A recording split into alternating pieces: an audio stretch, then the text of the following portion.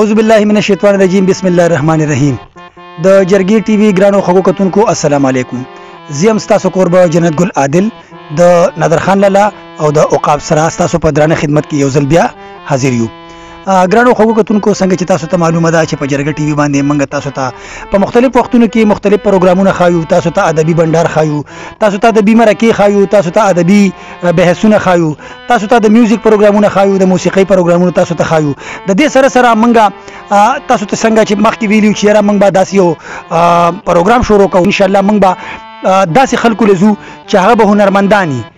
هغوی سره به په لاس کې داسې یو هنري هغوی له به خدای پاک یو هنر ورکړي چې هغه هنر به د هر چا سره نه هغه به خدای پاک هغه ورکړي. ګرانو خلکو کتونکو دا وخت کې موږ هم یو داسې هنرمند یو داسې کس له راغلي یو چې تاسو یقین وکئ تاسو ته به ان شاء الله موږ دغه هنر خایو.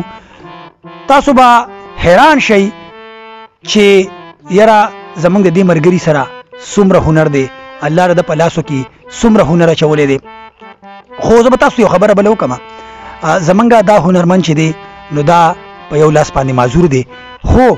بیا هم د خپله حوصله نه ده بایللې. په دې معذورۍ کې د ځان له د خپلې مزدورۍ دپاره یو چینچي اغوستې ده، هغې باندې مزدوري کوي، په هغې باندې خپلو بچو له رزق ګټي، خو د سوال لاسې چاته نه دی خور کړی، خپله مزدوري کوي. خو د هغې سره سره څنګه چې موږ تاسو ته خبره وکړه چې جرګه ټي وي چونکې یو ادبي چینل دی او دا خلک چې کم دي دا خلک موږ تاسو مخې ته راولو چې دا داسې خلک دی چې د دې خلکو قدر کول پکاري، د دې خلکو عزت کول پکاري. ځکه چې د دې خلکو سره که دا خلک یو طرف ته خپل عزت کوي، خپل مزدوري کوي، خپل بچو له رزق ګټي، نو بل طرف ته دوی په لاسو کې یو داسې هنر دی چې د هغه هنر قدر کول پکار دی. دا وخت کې موږ خپل یو مرګلي راغلی یو سراج خان لا، د هغه سره به خبرې اترې کوو، هغه به تاسو سره خپله پیژندګلو کوي، د هغه نه به د هغه د فن باره کې هم تپوسونه کوو، د هغه د ژوند باره کې به هم تپوسونه کوو، او بیا به موږ تاسو ته د هغوی فن هم وړاندې کوو چې د هغوی سره کم فن دی، د هغوی سره کم هنر دی. بیا فیصله په تاسو باندې چې یاره آیا دا سراج بای چې دی دا د مقام حقدار دی یا نه دی. تاسو زمونږ په شیشه باندې زمونږ د واتس اپ نمبر لیدی شي، دغه زمونږ د واتس اپ نمبر دی، په دې موږ سره تماس وساتئ. موږ ته په خپل پروګرامونو باندې موږ ته خپل تجاویز را لېږلی شي چې په کومو تجاویزو باندې موږ د خپل پروګرامونه چې دي دا نور هم ښه کولی شو. نو سراج بای په خپل پروګرام کې تاسو تارکلی وایي جی سراج بای تاسو خپله کم ځای سره تعلق ساتئ، خپله پیژندګلو وړه غونته کې زموږ د ناظرینو له ورکوي. زموږ خو جي سراج نامه ده چیل جوړ کې اوسېږو. ښه جي سراج صاحب تاسو له خدای پاک یو داسې پن درکړی دی، ستاسو په لاسو کې یو داسې پن دی چې هغه هر سړي له خدای پاک نه دی ورکړی او نه هر سړی دغه پن کولی شي. تاسو په هغې کې خپل یو مقام لرئ. ما یو خبره داسې موریدلې ده چې کله تاسو معذور نه وئ نو تاسو د ډېرو ښو خلکو سره پروګرامونه کړي دي، حتی چې زمونږ د پښتو یو ډېره ښه سینګره نازي اقبال د هغې سره زما په خیال تاسو پروګرامونه کړي دي که نه جي؟ نو دا څه مسله وشوه تاسو دا پروګرامونه کول دا دغه به هم کولو، بیا ستاسو د معذوري څنګه راله، دا په څه باندې دا څه چلو شو، څنګه حادثه وشوه؟ زموږ د ناظرینو ته لږ ووایي جي. دا جي زه ډرالک مصري وم، دې باندې کار دوران کې د جیک نه ګاډي نه جیک کېناستو، هغې حادثه کې د لاس کټ شو. نو تاسو دا دې حادثې نه پس بیا د خپل کمپن چې دی دا تاسو بیا پرېښودو که نه دا مو جاري وساتو؟ نه جي دا مو بیا د رباب نه باجې ته راوړو. لکه مطلب دا دی چې تاسو به د دې نه مخکې رباب و او د هغې نه پس چې دی نو بیا باجې ته دغه شوئ. نو ګرانو خلکو کتونکو موږ به تاسو ته د سراج بای د هغه پن ښایو، تاسو به حیران شئ، تاسو به د هغه حوصلې ته سلام وکئ، سلوک به وکئ چې یاره هغه خپله معذوري خپله کمزوري نه ده جوړه کړې، خو د هغې سره سره خپل پن د ادب خدمت د کلتور خدمت بالکل نه دی پرېښی. ځکه چې دا د دوی چې دي دوی د ادب خدمت کوي، د کلتور خدمت کوي، چا نه پیسې نه غواړي، چاته نه وایي چې ته ماله پیسې راکړه، خو زمونږ چونکې ادب دی، زمونږ کلتور دی، زمونږ د ادب سره تړلې خبرې دي. او سراج بای چې کم دی کم خدمت یې مخکې کړی دی، کم خدمت وس کوي او لګیا دی هغه قصې د ادب خدمت کوي، نو موږ له پکار دي چې موږ د حوصلې ته سلام وکړو، موږ دته سلام وکړو چې زمونږ ادب هم دغسې ژوندی ساتلی دی، خپله معذوري کمزوري نه ده جوړه کړې، خو بیا هم هغه ادب له خپل دغه ورکړی دی. سراج بھائی زمونږ کتونکو ته څه ویل غواړي مطلب دا دی چې د معذورۍ سره سره تاسو خپل ادب خپل کلتور نه دی پرېښی هغه کسان کم کسان چې معمولي غونډه کې څه دغه ورپکې راشي او هغوی وایي چې یاره بس زه نور نشم کولی هغوی ته څه ویل غواړي نو بس هغوی ته بس ووایو خو شوق خبره شوق دی ختم یې نور به نشي کولی زمونږ خو شوق مري نه نو دا خو مطلب دا دی چې د شوق خبر هم ده خو زه که دې ستاسو د زیار ته وګورم نو دا تاسو د پښتو ژبې خدمت کوئ د پښتون کلتور خدمت کوئ ځکه که تاسو دا ویلی وی چې یاره بس دی زه اوس نور نشم زه د لاس نه معذوره شوم زه رباب نشم والی نو زه به دا کار پرېږدم خو تاسو بیا هم هغه خبره راټینګه کړه او د رباب ته چونکې د تاسو ته پته ده چې د دوو لاسو سیز دی په دوو لاسو باندې هغه دغه کیږي او د دوی چونکې ښی لاس چې دی نو هغه معذوره دی نو دوی هغه معذوري چې ده هغه خپل د پښتو د کلتور خدمت یې پرې نښودو او هغه خپل کلتوري خپل خدمت یې جاري وساتو او هغه خبرې باجې ته واپس راوسته هغه خبره باجې ته راله اوس هم هغه خبره چې ده هغوی د باجې په ژبه باندې خپلو ملګرو ته رسوي نو سراج بھائی ستاسو ډېره ډېره مننه انشاءالله چې اوس به ستاسو پوینټ ستاسو هنر د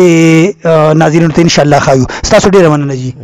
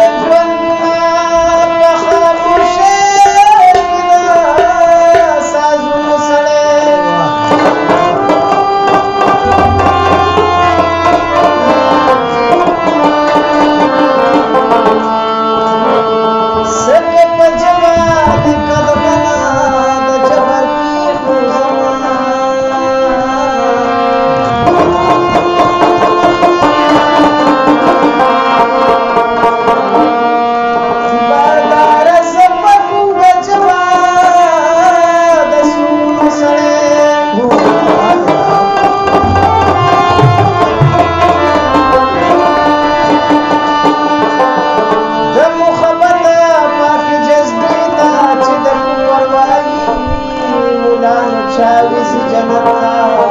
منزل سره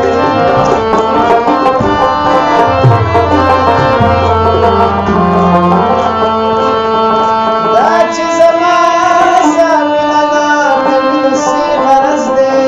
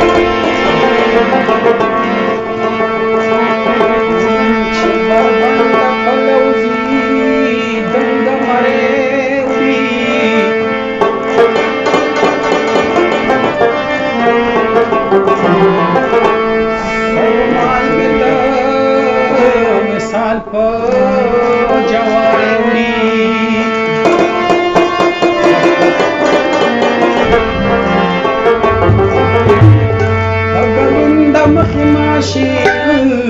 اوسیږي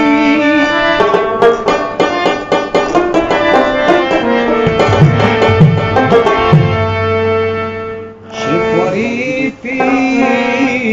مرزلبی چمنی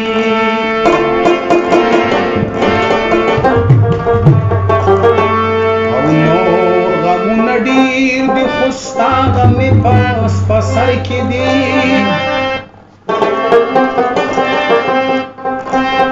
یاد دی ہمیشہ راتا ولاړ ډنګ پاور کی دی